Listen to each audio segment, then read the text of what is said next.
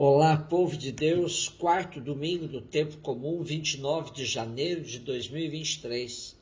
Nossa reflexão de hoje é a partir de Sofonias 2, 3, 12, 13, 1 Coríntios 1, 26, 31 e Mateus 5, de 1 a 12a. Estamos no século VII a.C., quando Sofonias exercia o seu ministério durante o reinado de Josias, de 639 a 609 a.C. Josias foi colocado no trono quando tinha apenas 8 anos de idade. E alguns biblistas colocam Sofonias, o profeta, nesse primeiro tempo deste rei. Claro que Josias dependeu de um grupo identificado como Conselho Real para ir decidindo sobre a administração de Judá.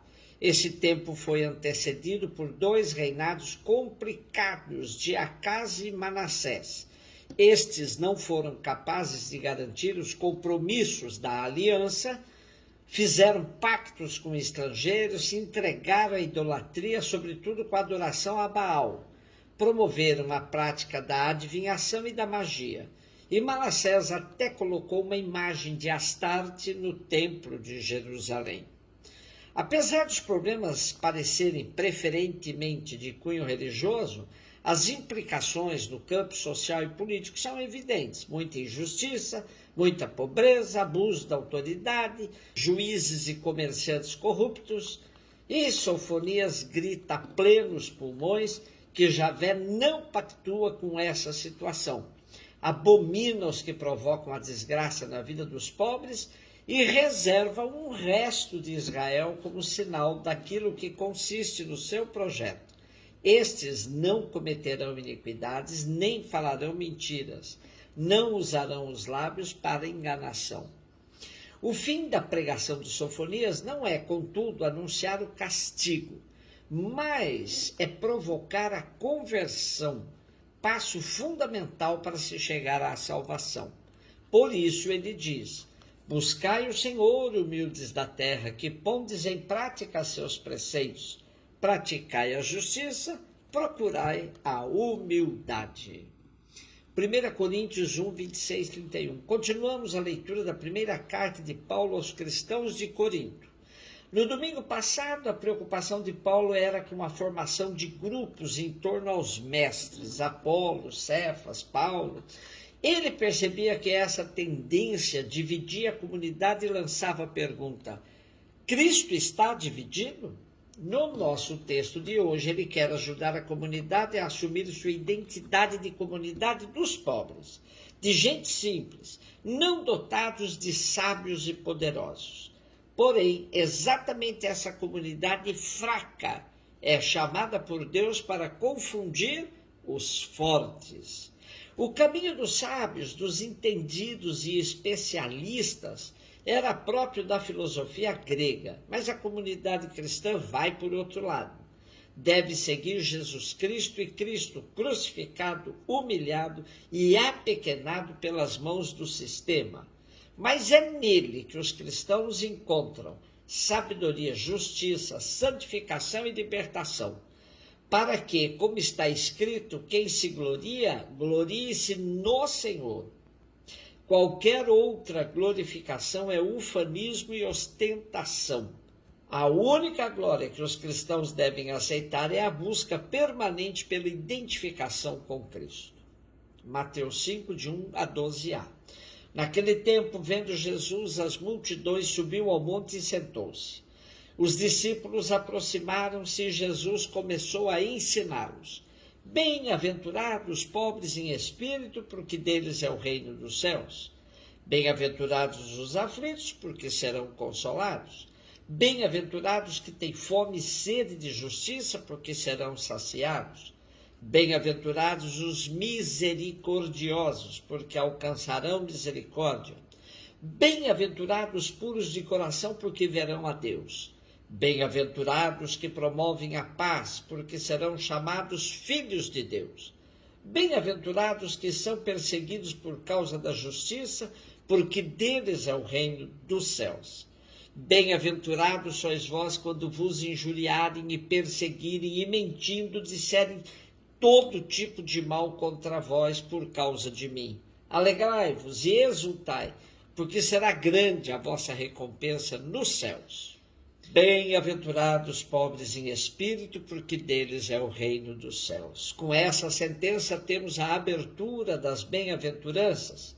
Frequentemente tenta-se tirar a força dessa expressão como se pobres em espírito fossem apenas pessoas humildes, independentes de sua condição social. Ora, não podemos isolar a primeira sentença das bem-aventuranças do conjunto do Evangelho, pois senão caímos no ridículo de afirmar que cegos, coxos, surdos, mudos e demais categorias de pobres, tudo está reduzido a condições espirituais. Portanto, o que Jesus acrescenta à palavra pobre é a necessidade que todos temos, seja qual for a condição social, de nos abrirmos à graça de Deus e pautarmos nossa vida em novos parâmetros, o da fome e sede de justiça. São esses os que entraram na dinâmica do reino. Felizes os aflitos, são todos os que estavam cativos e aprisionados, vítimas de uma sociedade injusta e opressora. Felizes os mansos, são os que foram subjugados por quem detém o poder. Não se trata de amansados, que foram privados dos direitos de possuir a terra, mas sim de despossuídos de seus direitos, até mesmo de reivindicar seus direitos. Felizes os que têm fome e sede de justiça, são os que entenderam que a justiça é o alimento vital e diário dos que acreditam no reino de Deus, pois não compactuam com nenhum sinal sequer de injustiça. Felizes os misericordiosos, são todos os que são solidários com os pobres. Essa palavra pode ser entendida como misericordis, isto é, ter um coração solidário com os miseráveis. Felizes os puros de coração, o coração para o povo semita era a sede das opções profundas que marcam a vida inteira. Coração puro tem aqueles que não compactuam com a violência, com a corrupção, com a exploração, pois na Bíblia coração puro está associado a mãos inocentes. São os que podem entrar no santuário para louvar a Deus, como diz o Salmo 24. Felizes os que promovem a paz. Paz para o povo semita significa shalom, ou seja, plenitude de bens. Essa é fruto da solidariedade, porque não se trata de paz individual, mas social. Na dinâmica do reino, uma pessoa só é feliz quando todas o são. Felizes os que são perseguidos por causa da justiça. Não se trata de perseguição por qualquer motivo, mas por causa da justiça do reino, ou seja, por causa da luta por igualdade, solidariedade, fraternidade. Felizes quando vos injuriarem e perseguirem, e mentindo disserem todo tipo de mal contra vós por causa de mim. No tempo em que o Evangelho foi escrito, as comunidades passavam por grande crise, pois, devido às perseguições, muitos tinham a tentação de abandonar a comunidade. Os conflitos tornavam sempre mais difícil viver a boa nova de Jesus. Alegrai-vos e exultai, porque será grande a vossa recompensa nos céus. Essa sentença é o fecho das bem-aventuranças, mas precisamos entendê-la no conjunto todo, pois já se afirmou muitas vezes que o cristianismo era um amortecedor de conflitos, um consolador dos pobres. Até mesmo já se disse que era ópio do povo, porque pregava que tínhamos de suportar todo o sofrimento na terra para somente depois gozar as alegrias nos céus.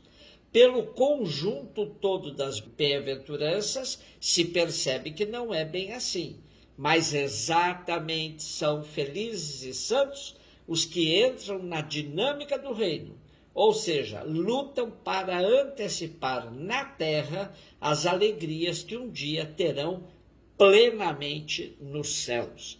Um beijo no seu coração.